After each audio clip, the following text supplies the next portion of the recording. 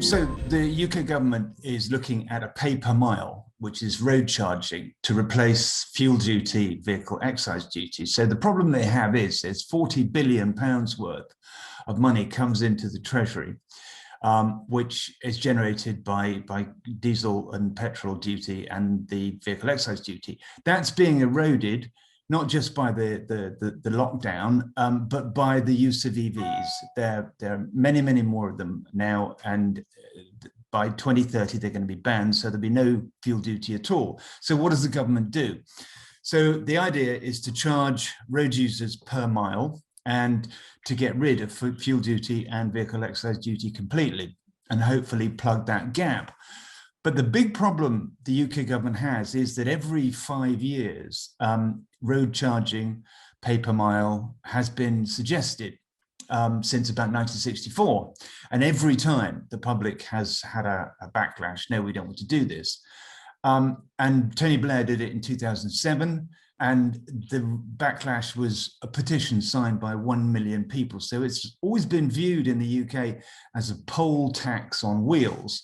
And that poll tax refers back to the poll tax of Margaret Thatcher's, which was deeply, deeply unpopular. So it's entrenched in the UK drivers' minds as a really unfair way of driving and taxing motorists. I think personally, it has to come, because with no other alternative. And if it's done well, it's a fair way. You use the roads a certain amount and you pay for that. And it replaces fuel duty, which is a blunt instrument, which will go up and up and up as the government's trying to disincentivize us from using petrol and diesel cars.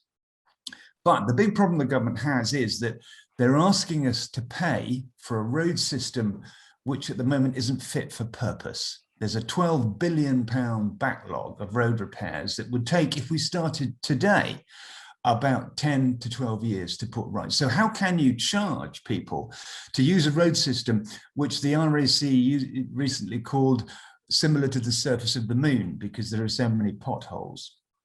They also need to be really careful about how it's nuanced. You don't want to disadvantage people in lower income communities with poor transport links and people who just don't have access to cars. So it's enormously complicated. And do they have the necessary, I don't know, skills, wit and intelligence to be able to portray this as a good thing? I doubt it very much. I think a lot has changed in the sense since 2007, there really were no electric cars available. Now we've got a huge take-up, and electric car sales in the UK have gone up 63% and now represent 14% of the market. So there is that coming. But I think they haven't done enough work on this, and the lead time for a big national switchover like this, you'd need 10 years, and they've just dibbled around the edges and flown kites and said, okay, we might do this in 5 years, etc., etc. But it's not been a really clever, far-sighted policy to get the 37 million drivers in this country used to this idea. So clearly, I can understand that there are two different sides on this major issue. The first side saying that the more we incentivize the take-up of EVs, the more it costs in government grants and the less revenue the Treasury collects in fuel duty. And the other side that says that why we do have to pay for this kind of roads in terms that we don't have the road infrastructure that we need to pay. On which side you are? I mean, I am in the middle, because you have a government policy which is to have a low carbon economy and to reduce the amount of diesel and petrol cars on our roads. I drive a Tesla Model 3. I've been driving electric cars since 2011. So I completely agree that this is the right government policy, but it also sabotages the government policy of being able to allow people to have transport at an affordable cost in a road system that is fit for purpose. If we were in France or Portugal, where their tolling system is fantastic and the road system is great, nobody would mind paying for that.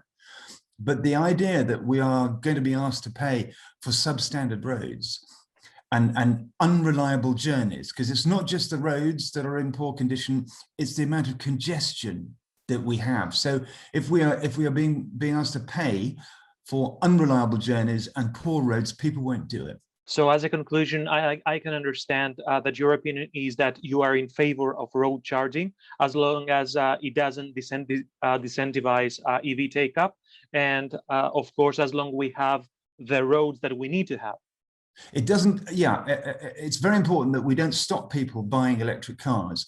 But I'm also the person who was behind Fair Fuel UK that saved £110 billion in fuel duty by getting the Conservative government to stop fuel duty rises every budget for 11 years. So we can't allow petrol to go up massively in price, because that will disadvantage the people who don't have electric cars as well, and affect inflation and interest rates. So it's a really difficult balance. And at the moment, I don't see anybody in either government or the Department of Transport who is making the right noises about doing this properly.